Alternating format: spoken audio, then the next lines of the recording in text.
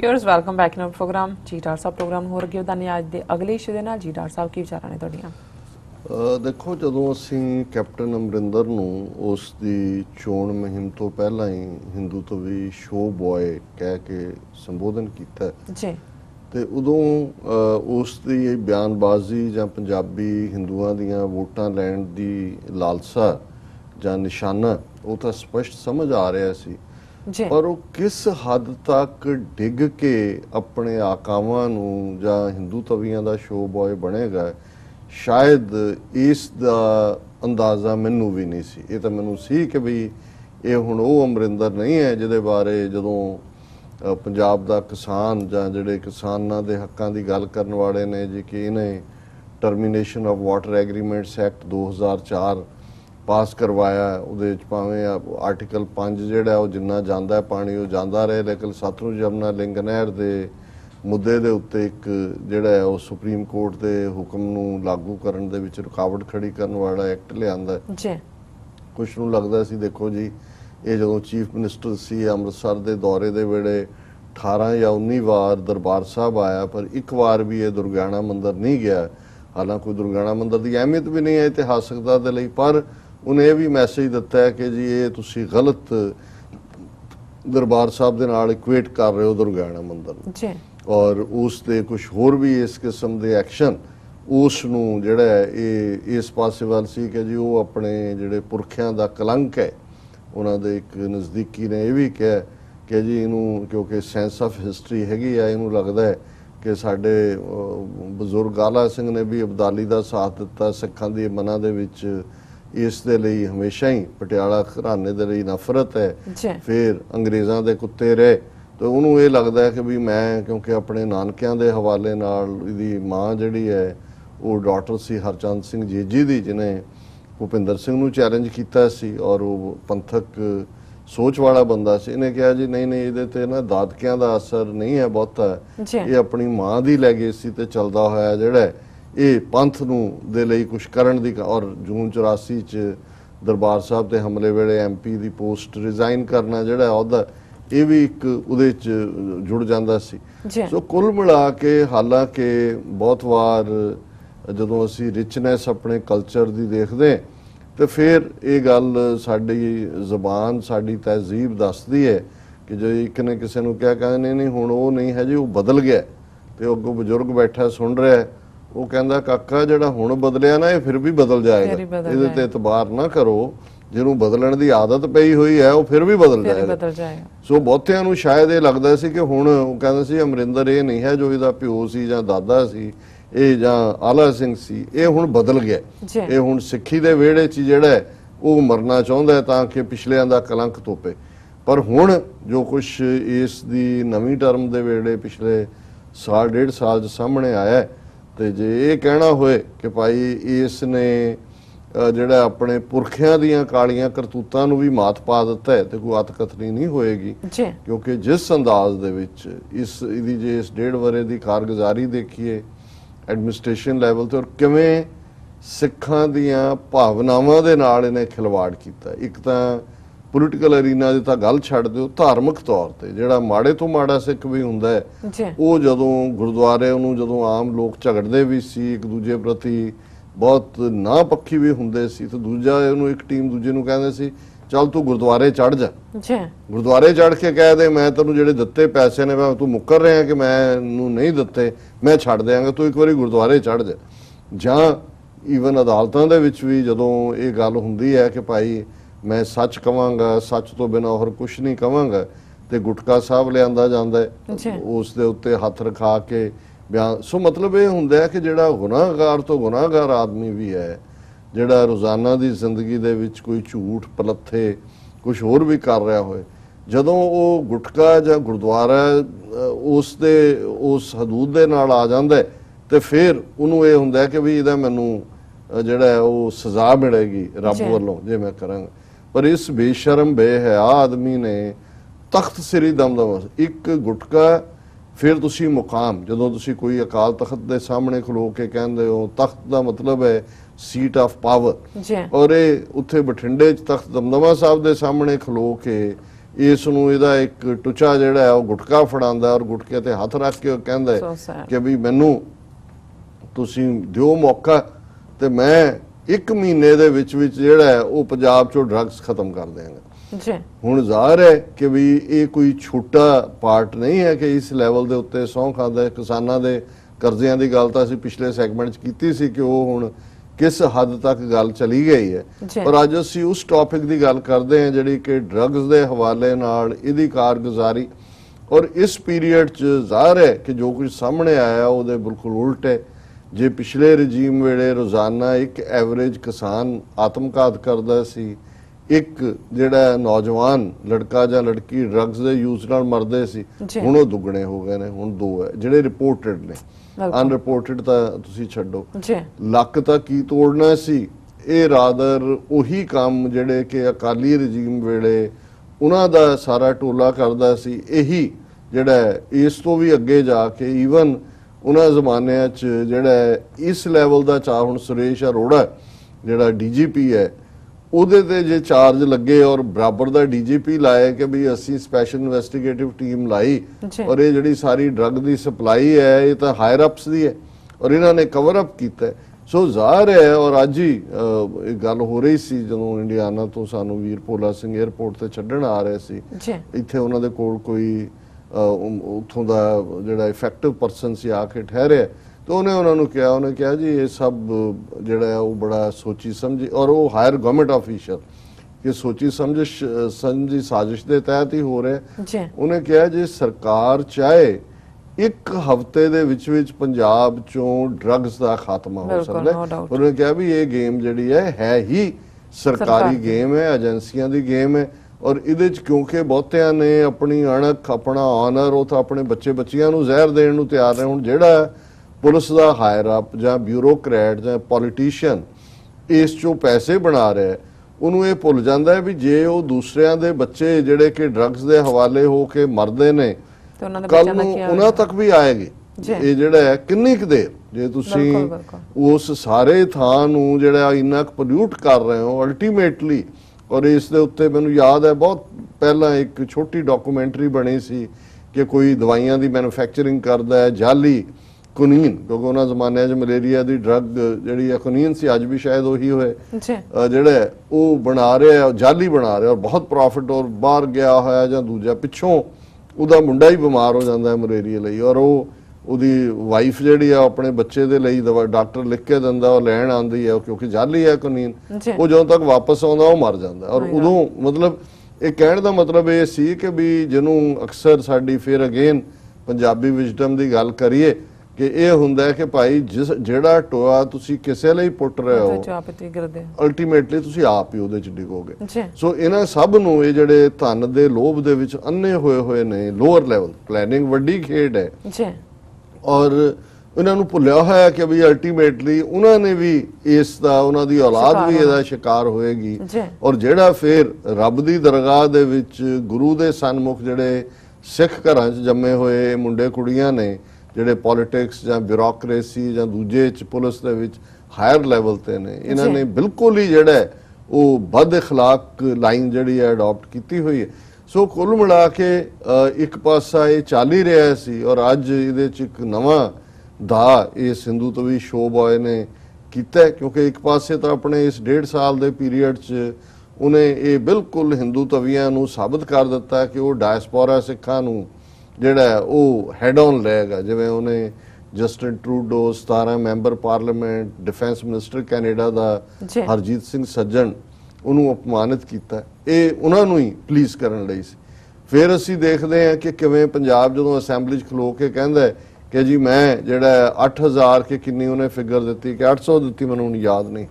ਕਿ ਜੀ ਮੈਂ ਗੈਂਗਸਟਰ ਜਿਹੜੇ ਨੇ ਉਹ ਅੰਦਰ ਦਿੱਤੇ ਹੋਏ ਨੇ। ਸੋ ਜ਼ਾਹਰ ਹੈ ਮੁਕਾਬਲਿਆਂ ਦੀ ਲਾਈਨ ਵੀ ਸ਼ੁਰੂ ਹੋਈ, ਜਿਹੜੇ 1-2 ਮੁਕਾਬਲੇ ਹੋਏ ਨੇ ਉਹ ਸਾਹਮਣੇ ਆਇਆ ਕਿ ਵੀ ਇਹ ਪੁਲਿਸ ਮੁਕਾਬਲੇ ਨੇ ਕਿ ਹਿਮਾਚਲ 'ਚ ਜਾ ਕੇ ਕੀਤਾ ਕਿਸੇ ਦਾ ਔਰ ਉਹ ਵੀ ਸਾਹਮਣੇ ਆਇਆ ਵੀ ਸ਼ਾਇਦ ਇਹ ਜਿਹੜਾ ਇਹਨਾਂ ਦਾ ਫੇਕ ਐਨਕਾਊਂਟਰ ਕੀਤਾ ਇਹਨਾਂ ਨੇ। ਹੁਣ ਉਹ ਪਾਰਟ ਵੀ ਚੱਲ ਰਿਹਾ। ਫਿਰ ਜਿਵੇਂ ਜੱਗੀ ਜੌਲ ਨੂੰ ਬੇਗੁਨਾਹ ਨੂੰ ਫੜ ਕੇ ਜਿਹੜਾ ਅੰਦਰ ਦਿੱਤਾ ਹੈ ਔਰ 6 ਮਹੀਨੇ ਤੋਂ ਜ਼ਿਆਦਾ ਵਕਤ ਬੀਤਣ ਤੋਂ ਬਾਅਦ ਵੀ ਜਿਹੜਾ ਇਹਦੇ ਬਾਵਜੂਦ ਇੰਗਲੈਂਡ ਦੇ ਵਿੱਚ ਡਿਮਾਂਡ ਹੈ ਔਰ ਚਾਰਜ ਸ਼ੀਟ ਦੇ ਵਿੱਚ ਕੁਝ ਨਹੀਂ ਹੈ, ਫੇਕ ਜਿਹੜਾ ਕੁਛ ਦੀ ਤਾਂ ਫਾਈਲ ਵੀ ਨਹੀਂ, ਪਰ ਇੱਕ ਤੋਂ ਬਾਅਦ ਇੱਕ ਕੇਸ 6-7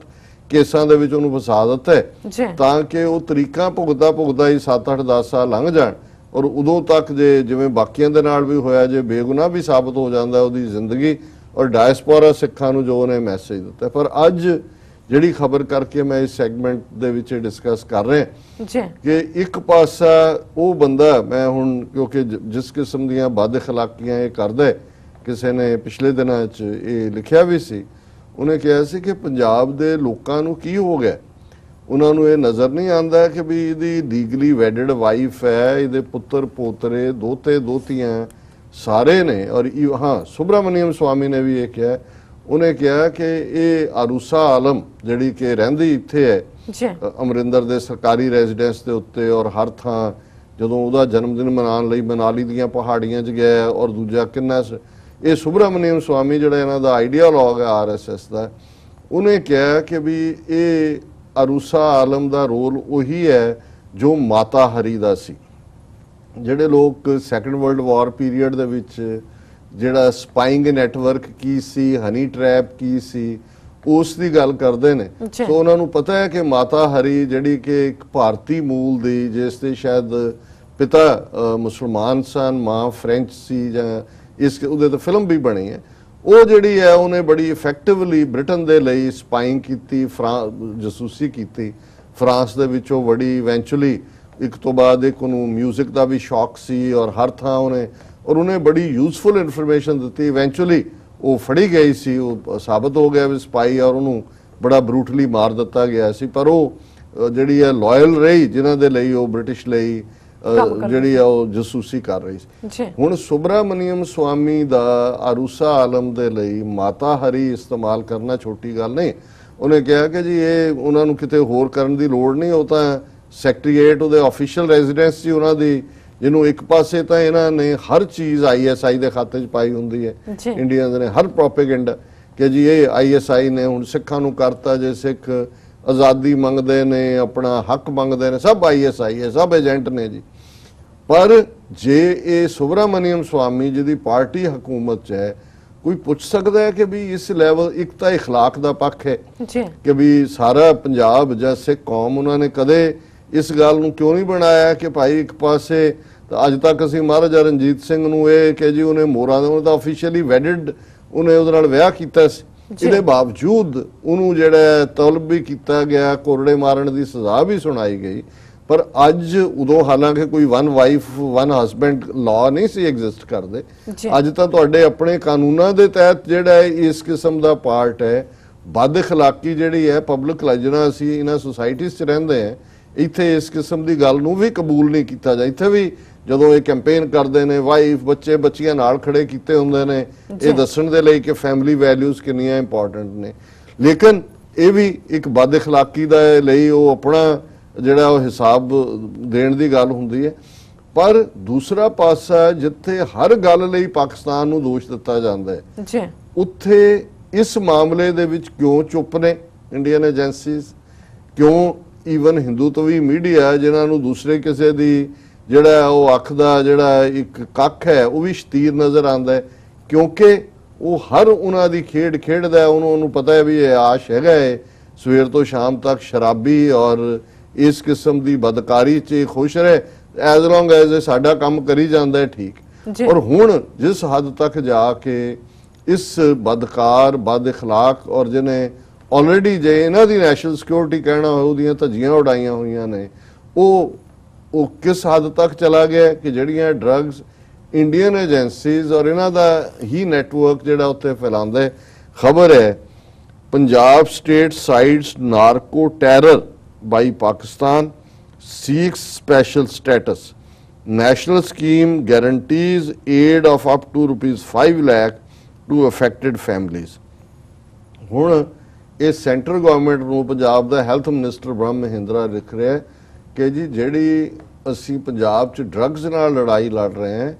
ਇਹ ਪਾਕਿਸਤਾਨ ਦਾ ਟੈਰਰਿਜ਼ਮ ਹੈ, ਨਾਰਕੋ ਟੈਰਰਿਜ਼ਮ। ਇਹ ਡਰੱਗਸ ਦਾ ਟੈਰਰਿਜ਼ਮ ਇੱਕ ਵੈਪਨ ਇਸਤੇਮਾਲ ਕਰ ਰਹੇ ਨੇ ਸਾਡੇ ਤੇ, ਔਰ ਇਹਦੇ ਲਈ ਲੜਨ ਦੇ ਲਈ ਸਾਨੂੰ ਪੈਸੇ ਦਿਓ, ਸਟੇਟ ਨੂੰ ਦਿਓ। ਔਰ ਇਹ ਖਬਰ ਦਾ ਵੇਰਵਾ presenting itself as the biggest victim of Pakistan sponsored narcotics terrorism ਕਿ ਇਹ ਪਾਕਿਸਤਾਨ ਜਿਹੜਾ ਹੈ ਉਹ ਪੰਜਾਬ ਦੇ ਵਿੱਚ ਨਾਰਕੋਟਿਕਸ ਡਰੱਗਸ ਵਾਲਾ ਦੀ ਦਹਿਸ਼ਤਗਰਦੀ ਫੈਲਾ ਰਿਹਾ ਹੈ Punjab has approach the centre for special category status under national health protection scheme that guarantees financial cover up to rupees 5 lakh to 10 crore vulnerable families listed in the socio-economic caste census ਉਹਨੇ ਕਿਹਾ ਜੀ ਇਹ ਜਿਹੜੀਆਂ families vulnerable ਨੇ ਉਹਨਾਂ ਨੂੰ ਇਹ ਕਿਉਂਕਿ ਨਾਰਕੋ ਟੈਰਰਿਜ਼ਮ ਪਾਕਿਸਤਾਨ ਦੀ ISI ਫੈਲਾ ਰਹੀ ਹੈ ਪਾਕਿਸਤਾਨ ਔਰ ਉਹਦੇ ਨਾਲ ਕਵਰ ਕਰਨ ਲਈ ਸਾਨੂੰ ਜਿਹੜਾ ਇੰਨੀ ਫੰਡਿੰਗ ਦਿਓ ਤਾਂ ਕਿ ਅਸੀਂ ਪਾਕਿਸਤਾਨ ਦੇ ਇਸ ਵੈਪਨ ਨਾਲ ਲੜ ਸਕੀਏ in a letter to health minister JP Nadda ਔਰ ਟ੍ਰਿਬਿਊਨ ਨੇ ਕਿਹਾ ਵੀ ਉਹਨਾਂ ਕੋਲ ਲੈਟਰ ਹੈ Punjab health minister Brahm Mohindra has sought special status citing chronic drug problem in the state and Pakistan's hand in it ਜੇ ਪਾਕਿਸਤਾਨ ਦਾ ਹੱਥ ਹੈ ਤੇ ਅਮਰਿੰਦਰ ਨੇ ਅਰੂਸਾ ਆਲਮ ਦੇ ਰਾਹੀਂ ਇੱਕ ਮਹੀਨੇ ਦੇ ਵਿੱਚ ਡਰੱਗਸ ਖਤਮ ਕਰਨੀਆਂ ਸੀ ਜੇ ਹੱਥ ਪਾਕਿਸਤਾਨ ਦਾ ਹੈ ਤੇ ਅਰੂਸਾ ਆਲਮ ਜਿਹੜੀ ਹੈ ਉਹ ਪਾਕਿਸਤਾਨੀ ਜਿਹੜੀ ਹੈ ਉਹਨਾਂ ਦੀ ਪ੍ਰੋਮਿਨੈਂਟ ਜਰਨਲਿਸਟ ਡਿਫੈਂਸ ਦੇ ਨਾਲ ਐਨਾਲਿਟਿਕਲ ਔਰ ਮੈਂ ਇਹ ਮੇਰਾ ਸਟਾਈਲ ਨਹੀਂ ਹੈ ਕਿ ਮੈਂ ਕਿਸੇ ਦੇ ਪਰਿਵਾਰਕ ਪਿਛੋਕੜ ਦੀ ਗੱਲ ਕਰਾਂ ਕਿ ਉਸ ਦਾ ਆਪਣਾ ਕੀ ਪਾਰਟ ਹੈ ਲੇਕਿਨ ਜ਼ਾਹਰ ਹੈ ਕਿ ਜੇ ਇਹ ਗੁਟਕੇ ਤੇ ਹੱਥ ਰੱਖ ਕੇ ਉਦੋਂ ਇੱਕ ਮਹੀਨੇ 'ਚ ਲੱਕ ਤੋੜਨ ਦੀ ਗੱਲ ਖਤਮ ਕਰਨ ਦੀ ਗੱਲ ਕਰਦਾ ਸੀ ਉਦੋਂ ਇਹਨੂੰ ਇਹ ਪਤਾ ਨਹੀਂ ਸੀ ਕਿ ਪਾਕਿਸਤਾਨ ਦੀ ਨਾਰਕੋ ਟੈਰਰਿਜ਼ਮ ਤੇ ਨਾਰਕੋ ਟੈਰਰਿਜ਼ਮ ਤਾਂ ਜਿਹੜਾ ਉਹਦੇ ਨਾਲ ਬੈਠਾ ਜੇ ਉਹਦੇ ਹੀ ਕਹਿਣ ਮੁਤਾਬਕ ਉਹ ਕਰ ਰਹੇ ਨੇ ਫਿਰ ਇਹਨਾਂ ਨੇ ਇਹ ਕਿਹਾ that drug menace has gripped different sections of Punjab society irrespective of caste, creed, religion and economic status ਇਹ ਵੀ ਵੱਡਾ ਝੂਠ ਇਹ ਉਹਦੇ ਚ ਕਹਿ ਰਹੇ ਕਿ ਜੀ ਇਹ ਜਿਹੜਾ ਡਰੱਗਸ ਨੇ ਇਹ ਹਰ ਇੱਕ ਸੈਕਸ਼ਨ ਚ ਨੇ ਸੋਸਾਇਟੀ ਦੇ ਕੋਈ ਦੀ ਹਰ ਕਾਸਟ ਚ ਨੇ ਹਰ ਕ੍ਰੀਡ ਚ ਨੇ ਸ਼ਹਿਰ ਚ ਨੇ ਇਹ ਬਿਲਕੁਲ ਗਲਤ ਜੀ ਸਪੈਸੀਫਿਕਲੀ ਇਹ ਡਰੱਗਸ ਇੰਡੀਅਨ ਏਜੰਸੀਜ਼ ਨੇ ਪਿੰਡੂ ਹਲਕਿਆਂ ਚ ਔਰ ਪਿੰਡਾਂ ਚ ਵੀ ਉਸ ਖਿੱਤੇ ਚ ਅੰਮ੍ਰਿਤਸਰ ਗੁਰਦਾਸਪੁਰ ਫਿਰੋਜ਼ਪੁਰ ਕਿਉਂਕਿ ਜਿੱਥੋਂ ਖਾਲਿਸਤਾਨ ਮੂਵਮੈਂਟ ਦਾ ਸਭ ਤੋਂ ਜ਼ਿਆਦਾ ਕਾਡਰ ਨਿਕਲਿਆ ਜਿਨ੍ਹਾਂ ਪਿੰਡਾਂ ਚੋਂ ਸਭ ਤੋਂ ਜ਼ਿਆਦਾ ਜੁਝਾਰੂ ਸਿੰਘ ਨਿਕਲੇ ਸਭ ਤੋਂ ਪਹਿਲਾਂ ਟਾਰਗੇਟ ਉਹਨਾਂ ਨੂੰ ਕੀਤਾ ਗਿਆ ਪੂਰਾ ਇੱਕ ਐਫੀਸ਼ੀਐਂਟ ਡਿਸਟ੍ਰੀਬਿਊਸ਼ਨ ਸਿਸਟਮ ਬਣਾਇਆ ਗਿਆ ਜਿਨ੍ਹਾਂ 'ਚ ਔਰਤਾਂ ਨੂੰ ਵੀ ਐਨਰੋਲ ਕੀਤਾ ਗਿਆ ਛੋਟੇ ਬੱਚਿਆਂ ਨੂੰ ਵੀ ਕੀਤਾ ਗਿਆ ਜਿਨ੍ਹਾਂ ਨੂੰ ਡਰੱਗ ਪੈਡਲਰ ਕਿਹਾ ਜਾਂਦਾ ਹੈ ਉਹਨਾਂ ਨੂੰ ਤਾਂ ਥੋੜਾ ਬਹੁਤ ਦੇ ਕੇ ਪਰ ਜਿਸ ਲੈਵਲ ਦੇ ਉੱਤੇ ਇਹਦੀ ਡਿਸਟ੍ਰੀਬਿਊਸ਼ਨ ਔਰ ਡਾਇਰੈਕਟਲੀ ਪੁਲਿਸ ਦੀ ਸੁਪਰਵਿਜ਼ਨ ਦੇ ਥੱਲੇ ਇਹ ਧੰਦਾ ਜਿਹੜਾ ਹੈ ਪਿਛਲੇ ਆਲਮੋਸਟ 25 ਸਾਲ ਤੋਂ ਜਦੋਂ ਤੋਂ ਇਹ ਨਾਰਕੋ ਟੈਰਰਿਜ਼ਮ ਇਹਨਾਂ ਨੇ ਲਿਆਂਦਾ ਇੰਡੀਅਨ ਏਜੰਸੀਆਂ ਨੇ ਬਿਲਕੁਲ ਇਹ ਨਾਰਕੋ ਦੀ ਜਿਹੜੀ ਵਾਰ ਹੈ ਸਿੱਖਾਂ ਦੇ ਖਿਲਾਫ ਇਹ ਇਵੇਂ ਹੀ ਹੈ ਜਿਵੇਂ ਚਾਈਨੀਜ਼ ਦੇ ਖਿਲਾਫ ਓਪੀਅਮ ਵਾਰਸ ਲੜੀਆਂ ਇਹਨਾਂ ਨੇ ਜਦੋਂ ਇਹਨਾਂ ਨੇ ਓਪੀਅਮ ਥਰੋ ਕੀਤੀ ਜਾਂ ਇੰਗਲੈਂਡ ਦੇ ਵਿੱਚ ਰਿਜ਼ਰਵੇਸ਼ਨਸ ਜਾਂ ਦੂਸਰੇ ਕਿਵੇਂ ਨੇਟਿਵ ਅਮਰੀਕਨਸ ਨੂੰ ਕਾਬੂ ਕੀਤਾ ਜਾਂ ਕਿਵੇਂ ਉਹ ਐਬੋਰੀਜਨਲਸ ਹੋਣ ਆਸਟ੍ਰੇਲੀਆ ਦੇ ਜਾਂ ਮੌਰੀਜ਼ ਹੋਣ ਨਿਊਜ਼ੀਲੈਂਡ ਦੇ ਉਹਨਾਂ ਦੇ ਖਿਲਾਫ ਕੀ ਨੀਤੀਆਂ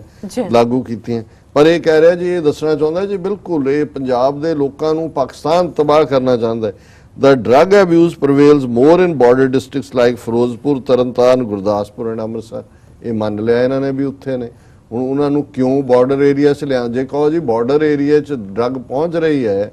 ਤੇ ਪਹਿਲੀ ਗੱਲ ਵੀ ਤੁਸੀਂ ਤਾਂ ਪਾਕਿਸਤਾਨ ਦੇ ਨਾਲ ਸਾਰਾ ਬਾਰਡਰ ਹੀ ਉਹਨੂੰ ਵਾਇਰ ਕੀਤਾ ਹੋਇਆ ਤਾਰਾਂ ਲਾਈਆਂ ਨੇ ਕੰਡਿਆਲੀਆਂ ਉਹਦੇ 'ਚ ਕਰੰਟ ਛੱਡਿਆ ਹੋਇਆ ਫਿਰ ਬਾਰਡਰ ਪਾਰ ਤੋਂ ਕਿਵੇਂ ਡਰੱਗਸ ਆਉਂਦੀਆਂ ਨੇ ਤੇ ਜੇ ਸੱਚਮੁੱਚ ਹੀ ਉਹਨਾਂ ਇਲਾਕਿਆਂ 'ਚ ਹੀ ਨੇ ਤੇ ਫਿਰੋਜ਼ਪੁਰ ਤੋਂ ਬਾਕੀ ਪੰਜਾਬ ਤਾਂ ਸਾਰਾ 5 ਘੰਟੇ ਤੁਸੀਂ ਕਾਰ 'ਚ ਟਰੈਵਲ ਕਰ ਲੈਂਦੇ ਹੋ ਬਾਕੀ ਥਾਵਾਂ ਤੇ ਪਹੁੰਚਦਿਆਂ ਕਿਹੜੀ ਦਿੱਕਤ ਹੁੰਦੀ ਆ ਵੀ ਇੱਥੇ ਕਿਉਂ ਨੇ ਜ਼ਿਆਦਾ ਫਿਰ ਬਾਰਡਰ ਰਾਹੀਂ ਕਿਵੇਂ ਆ ਗਈਆਂ ਜੇ ਤੁਹਾਡਾ ਬਾਰਡਰ ਗਾਰਡਡ ਹੈ ਤੁਸੀਂ ਇਲੈਕਟ੍ਰਿਕ ਵਾਇਰ ਕਰੰਟ ਔਰ ਚਾਰਜ ਫਿਰ ਇਹ ਸਰਚ ਲਾਈਟਸ ਲੱਗੀਆਂ ਹੋਈਆਂ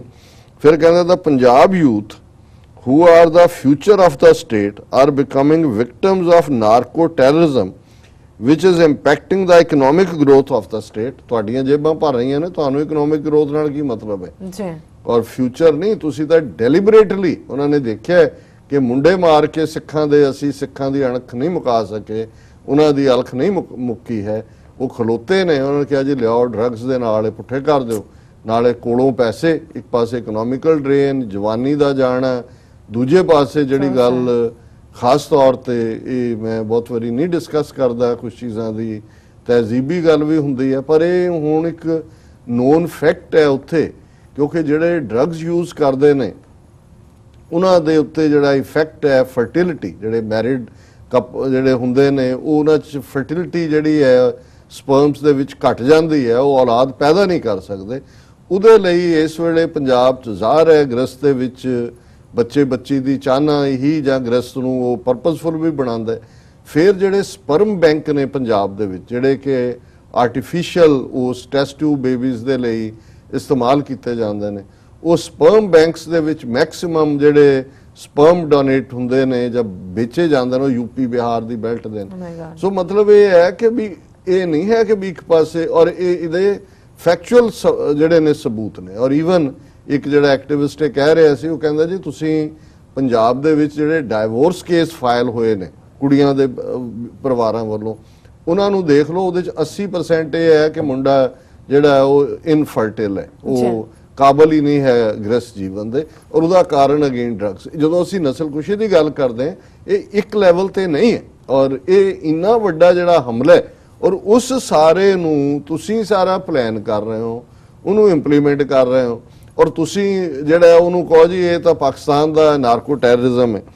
ਔਰ ਫਿਰ ਉਹਨੇ ਕਿਹਾ ਕਿ ਵੀ Punjab has emerged as the biggest victim of proxy war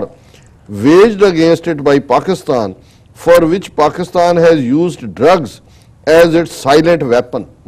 ਕਿ ਜੀ ਇਹ ਚੁੱਪ ਕੀਤਾ ਹਥਿਆਰ, ਇਹ ਚਾਰਜ ਤਾਂ ਈਵਨ ਮੋਦੀ RSS ਦੀ ਦਿੱਲੀ ਗਵਰਨਮੈਂਟ ਨੇ ਵੀ ਨਹੀਂ ਲਾਇਆ ਹੈ ਜੀ ਕਿ ਜੀ ਪਾਕਿਸਤਾਨ ਜਿਹੜਾ ਹੈ ਉਹ ਕੋਈ ਡਰੱਗ ਵਾਰ ਸਾਇਲੈਂਟ ਟੈਰਰ ਕਰ ਰਿਹਾ ਹੈ ਔਰ ਦੂਜਾ ਕਰ ਰਿਹਾ, ਕਿਉਂਕਿ ਜੇ ਉਹ ਲਾਣਗੇ ਉਹਨਾਂ ਨੂੰ ਪਤਾ ਹੈ ਕੱਲ ਨੂੰ ਹੋਏਗਾ ਵੀ ਤੁਹਾਡੇ ਬਾਰਡਰਸ ਦੀ ਫਿਰ ਕੀ ਸੇਫਟੀ ਹੈ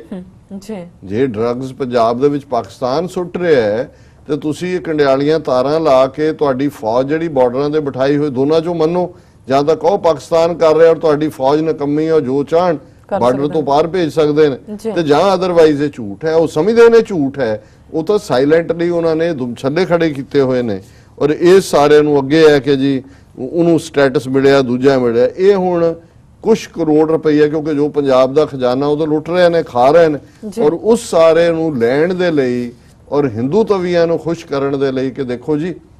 ਅਸੀਂ ਹੁਣ ਪਾਕਿਸਤਾਨ ਦੇ ਜਿਵੇਂ ਡਾਇਸਪੋਰਾ ਸਿੱਖਾਂ ਨੂੰ ਅਸੀਂ ਜਿਹੜਾ ਉਹ ਟਾਰਗੇਟ ਨਿਸ਼ਾਨਾ ਬਣਾਇਆ, ਹੁਣ ਅਸੀਂ ਹੋਰ ਤਾਂ ਕੁਝ ਕਹਿਣ ਨੂੰ ਰਹਿ ਨਹੀਂ ਗਿਆ। ਪਹਿਲਾਂ ਤੁਸੀਂ ਕਹੋ ਜੀ ਪੰਜਾਬ ਦੇ ਵਿੱਚ ਜੇ ਬਿਲਬੋਰਡ ਲੱਗ ਗਏ ਕਿਤੇ ਇਹ ਪਾਕਿਸਤਾਨੀ ISI ਦੇ ਏਜੰਟ ਜੀ, ਕੋਈ ਹੋਰ ਮੰਗ ਹੋ ਜਾਏ ਜੀ ISI ਦੇ ਏਜੰਟ ਜੀ, ਹੁਣ ਤੁਸੀਂ ਕਿਉਂਕਿ ਡਰੱਗਸ ਇਹਨਾਂ ਨੇ ਤਾਂ ਮੁੱਕਣ ਹੀ ਨਹੀਂ ਦੇਣੀ ਹੈ, ਕਿਉਂਕਿ ਉਹ ਤਾਂ ਐਜ਼ ਏ ਵੈਪਨ ਇਹ ਇਸਤੇਮਾਲ ਕਰ ਰਹੇ ਨੇ। ਜਦੋਂ ਵੀ ਹੋਏਗਾ ਕਿ ਜੀ ਅਸੀਂ ਤਾਂ ਸਭ ਕੁਝ ਕਰ ਰਹੇ ਹਾਂ, ਇਹ ਸਾਇਲੈਂਟ ਵੈਪਨ ਹੈ ਜਿਹੜੀ ISI ਪਾਕਿਸਤਾਨ ਦੀ ਯੂਜ਼ ਕਰ ਰਹੀ ਹੈ। ਸੋ ਇਸ ਹੱਦ ਤੱਕ ਇਹ ਗਲੀਜ਼ ਬੰਦਾ ਜਿਹੜਾ ਉਹ ਜਾ ਚੁੱਕੇ, ਔਰ ਅਜੇ ਵੀ ਕਿਸੇ ਨੂੰ ਭੁਲੇਖਿਆ ਹੈ ਕਿ ਵੀ ਇਹ ਜਿਹੜੇ ਲੋਕ ਵਿਕਦੇ ਨੇ, ਜ਼ਮੀਰ ਫਰੋਸ਼ ਹੁੰਦੇ ਨੇ। ਹਾਲਾਂਕਿ ਹਰ ਇੱਕ ਨੇ ਕਈ ਵਾਰ ਉੱਥੇ ਵੀ ਵਿਚਾਰ ਚੱਲ ਰਹੇ ਸੀ, ਸੱਜਣ ਕਹਿਣ ਲੱਗੇ ਜੀ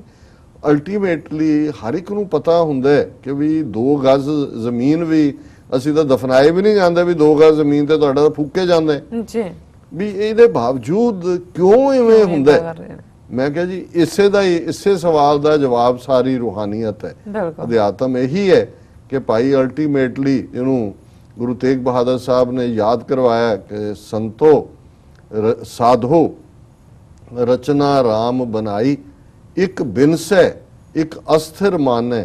ਅਚਰਜ ਲਖਿਓ ਨਾ ਜਾਈ। ਕਿ ਭਲਿਓ ਲੋਕੋ ਇਹ ਕ੍ਰੀਏਸ਼ਨ ਹੈ ਕਿ ਇੱਕ ਮਰ ਰਿਹਾ, ਇੱਕ ਜਾ ਰਿਹਾ, ਔਰ ਦੂਜਾ ਜਿਹੜਾ ਕੋਲ ਖੜਾ ਹੈ ਉਹ ਕਹਿੰਦਾ ਵੀ ਮੈਂ ਨਹੀਂ ਜਾਣਾ ਹੈ। ਔਰ ਦੁਨੀਆ 'ਚ ਕਿੰਨੇ ਵੱਡੇ ਵੱਡੇ ਧਨਾੜ ਬਲਕਾਰ ਕਿੰਨੇ ਲੋਕ ਆਏ, ਜਿਸ ਨੂੰ ਗੁਰੂ ਸਾਹਿਬ ਨੇ ਫਰਮਾਇਆ ਭਾਰੀ ਭੁਜਾਨ ਕੇ ਭੂਪ ਭਲੀ ਵਿਦ ਨਿਆਵਤ ਸੀਸ ਨ ਜਾਤ ਵਿਚਾਰੇ, ਇਤੇ ਪੈ ਤੋ ਕਹਾਂ ਪੈ ਭੂਪਤ ਅੰਤ ਕੋ ਨਾਂਗੇ ਹੀ ਪਾਏ ਪਧਾਰੇ। ਕਿ ਬੜੇ ਬੜੇ ਪਾਵਰਫੁਲ ਮਾਈਟੀ ਕਿੰਗ ਜਿਨ੍ਹਾਂ ਦੇ ਅੱਗੇ ਕਿੰਨੇ ਲੋਕ ਸਿਰ ਨਵਾਉਣ ਵਾਲੇ ਸੀ, ਉਹਨਾਂ ਦੀ ਗਿਣਤੀ ਨਹੀਂ ਹੋ ਸਕਦੀ। ਤੇ 10ਵੇਂ ਪਾਤਸ਼ਾਹ ਫਰਮਾਉਂਦੇ ਨੇ ਉਹ ਕਿੱਥੇ ਗਏ,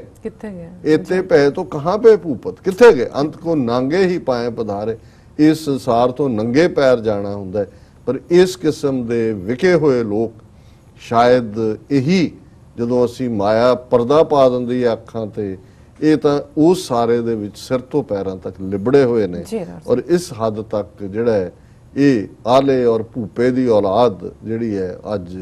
ਕਿਸ ਹੱਦ ਤੱਕ ਚਲੀ ਜਾ ਚੁੱਕੀ ਹੈ। ਜੀ ਡਾਕਟਰ ਸਾਹਿਬ ਬਿਲਕੁਲ ਅਥਲਨ ਅਪਡੇਟ ਤੇ ਪਹਿਲਾਂ ਅਸੀਂ ਦਰਸ਼ਕਾਂ ਦੇ ਸਰੋਤ ਨੇ ਫਿਰ ਦੁਬਾਰਾ ਅਪੀਲ ਤੇ ਬੇਨਤੀ ਕਰਦੀ ਹੈ, ਵੀਅਰਸ ਜਿਸ ਤਰ੍ਹਾਂ ਕਿ ਤੁਸੀਂ ਜਾਣਦੇ ਹੋ ਕਿ TV 84 ਮਨੁੱਖੀ ਹੱਕਾਂ ਦਾ ਪਹਿਰੇਦਾਰ ਹੈ। TV 84 ਸਿੱਖਾਂ ਕਸ਼ਮੀਰੀਆਂ ਤੇ ਭਾਰਤੀਆਂ ਨੌਰਥ ਈਸਟ ਸਟੇਟਾਂ ਦੇ ਲੋਕਾਂ ਦੇ ਸਵੈ-ਨਿਰਣੇ ਦੇ ਹੱਕਾਂ ਦਾ ਹਾਮੀ ਹੈ। ਅਸੀਂ ਚਾਹਾਂਗੇ ਕਿ ਤੁਸੀਂ TV 84 ਦੀ ਵੱਧ ਤੋਂ ਵੱਧ ਮਾਈਕ ਸਹਾਇਤਾ ਕਰੋ।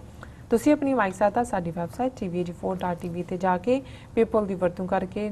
ਵਨ ਟਾਈਮ ਡੋਨੇਟ ਕਰ ਸਕਦੇ ਹੋ, ਮੰਥਲੀ ਡੋਨੇਟ ਵੀ ਕਰ ਸਕਦੇ ਹੋ। ਤੁਸੀਂ TV 84 ਦੇ ਨਾਮ ਤੇ ਚੈੱਕ ਬਣਾ ਕੇ ਸਾਨੂੰ ਮੇਲ ਵੀ ਕਰ ਸਕਦੇ ਹੋ ਸਾਡੇ ਇਸ ਪਤੇ ਤੇ 36-01 37th ਐਵਨਿਊ ਲੌਂਗ ਆਈਲੈਂਡ ਸਿਟੀ ਨਿਊਯਾਰਕ 11101 USA ਜਾਂ ਫਿਰ ਤੁਸੀਂ ਸਾਨੂੰ ਫੋਨ ਰਾਹੀਂ ਵੀ ਸੰਪਰਕ ਕਰ ਸਕਦੇ ਹੋ ਸਾਡੇ ਫੋਨ ਨੰਬਰ ਤੇ 5164060694।